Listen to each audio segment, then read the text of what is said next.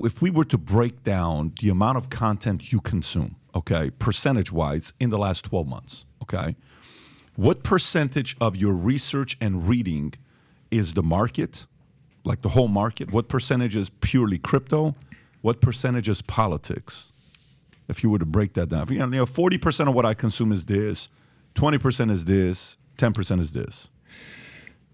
I would say something like a quarter is politics and a quarter is macroeconomics, and a quarter is the crypto economy and Bitcoin related things in the crypto economy, and the last 25% is MicroStrategy business activity. Our capital operations, capital market structures, and our strategic initiatives. So there's nothing that is more than the other. You're evenly split amongst the four? Very interesting how you do that. I would say I'm evenly split amongst the four. Yeah. I'm quite aware that my impact is at the MicroStrategy level. I get to decide, whether we're going to pay off a $205 million loan or not, right? I get to decide whether we're going to issue $1 billion of equity or not. And I get, so I have an impact over what MicroStrategy is doing as the chairman of MicroStrategy, and I have a responsibility to my employees, my shareholders, and the like. So a lot of my work is there. And then I have the ability to have an impact and a need to be engaged in the crypto economy. So I'm spending a lot of time on Bitcoin education, Lightning, development of Bitcoin applications on the Lightning network, those sort of things, right? That's where I can have an impact. In the macro economy, I study it because I want to know what's going on with China and Russia and interest rates and hyperinflation in Argentina. But I don't, I have no belief that I'm going to be able to control that, right? Like, I don't pretend to be able to direct Argentine macroeconomic policy.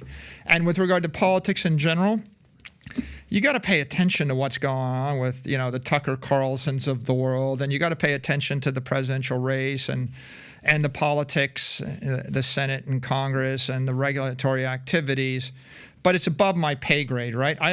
There's 100 things that are going on in the political sphere. And when you say above my pay grade, I don't have control over it, is what you mean. I don't have control over it. B, my opinion is not welcomed, right? C, I don't have credibility, right? I'm not going to express strongly held opinions on medical policy or interest rate policy or the like because it is distracting.